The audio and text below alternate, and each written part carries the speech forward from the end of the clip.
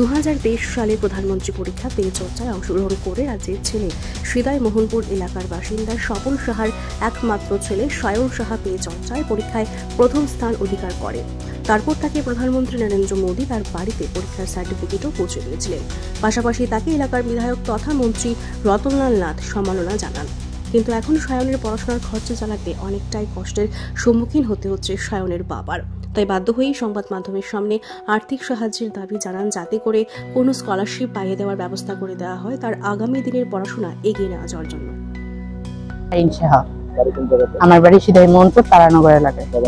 বাবার নাম স্বপন সাহা। আমি 2023 ইংরেজি বর্ষে আমি প্রধানমন্ত্রী পরীক্ষা পে চর্চা নামক একটি প্ল্যাটফর্মে আমি পরীক্ষা দিয়েছিলাম, যার ফলে প্রথম, দ্বিতীয়, তৃতীয় এভাবে 5টি লেভেল পেরিয়ে যায়। তার এর মধ্যেই প্রত্যেকটি লেভেল যাওয়ার পথে পথে আমাদের মাননীয় প্রধানমন্ত্রী জি আমার জন্য লেটার পাঠিয়েছেন এবং বিভিন্ন কাগজপত্র পাঠিয়েছেন। তো আমার যখন ফাইনাল লেভেল আসে তখন আমার কোনো প্রস্তুতি ছিল না এবং আমি ওয়েবসাইটে দেখেছিলাম আমার এতে কোনো প্রশ্ন নেই। ঠিক সেই সময় আমাদের বাজারের কল্যাণজিৎ সাহা SBS মোহনপুর বাজার ব্রাঞ্চ আমাকে প্রচন্ড সহায়তা করেছে, কারণ সেই সময় আমি BCA কোর্সে ভর্তি হয়েছিলাম। তো তখন যার ফলে আমি ফাইনাল লেভেল পরীক্ষা দিই। তার 2 মাস পরে আমার একটি ফ্রেন্ড বলেছে আমার রেজাল্ট বেরিয়েছে। তো দেখা যায় রেজাল্ট ওয়েবসাইটে গিয়ে দেখি আমার রেজাল্ট ত্রিপুরাতে আমি প্রথম এবং ভারতবর্ষের মধ্যে আমি তৃতীয় স্থান অধিকার করেছি। তারপর 2 মাস পরে আমার আমাদের বিধায়ক আমাদের বিধায়ক এবং তথা মন্ত্রী রতনলাল নাথ মহোদয় আমাকে পুরস্কার দিয়েছে। তারও আগে আমাদের মাননীয় প্রধানমন্ত্রীজি আমাকে সম্মাননা জানানোর জন্য দিল্লি বিধানসভা থেকে একটি নমিনেশন পত্র দেয়, যার কারণে আমার আর্থিক অবস্থার কারণে আমি যেতে পারিনি। এবং দেখা যায় একে তো আর্থিক অবস্থা, আর অন্যদিকে আমার মা তো প্যারালাইসিস, আমার মাকে ছেড়ে কিভাবে যাব।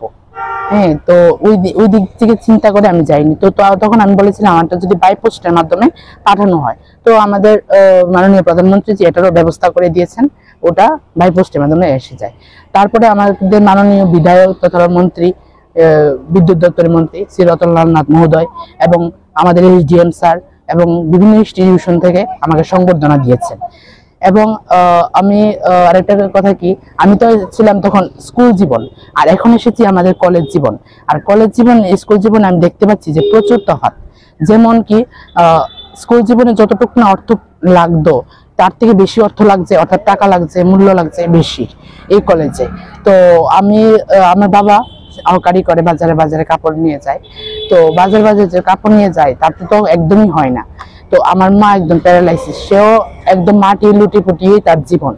তো আমার একদিকে এই দুটোই কারণে আমি পড়াশোনাটা চালিয়ে যাচ্ছি, কারণ তাদের একদিন সুখের দিন দেখাবো, আমার এই আশায় আমি এগিয়ে যাচ্ছি। তো তার জন্য আমাদের মাননীয় প্রধানমন্ত্রীজি, আমাদের মাননীয় মুখ্যমন্ত্রী এবং মাননীয় বিধায়ক শ্রী রতনলাল নাথ মহোদয় তথা মন্ত্রী বিদ্যুৎ দপ্তর মন্ত্রী রতনলাল মহোদয়কে আমার অসংখ্য বিনীত নিবেদন যে আমাকে একটি আর্থিক সাহায্যের হাত বাড়িয়ে দিন, না হলে আমি আগামী দিনে পড়াশোনা করতে পারবো না। এবং আগামী দিনে আমার মা বাবাকে আমি সচ্ছল একটি উজ্জ্বল আলোর জীবন দেখাতে পারবো না। না, আমি একদম স্কলারশিপ পাই না। আমি দেখছি আবেদন করব, কিন্তু নেই এখন স্কলারশিপ পারছি না, বললাম না, টাকার জন্য একদমই পারছি না বলতে গেলে। আমার মা 15-20 বছর ধরে এরকম অবস্থা। আমি মোহনপুর দ্বাদশ শ্রেণী বিদ্যালয়, এখন মহারাজা বীর বিক্রম কলেজ। আমি প্রথম সেমিস্টারে বাংলা বিভাগের BA BSc কোর্সের ছাত্র।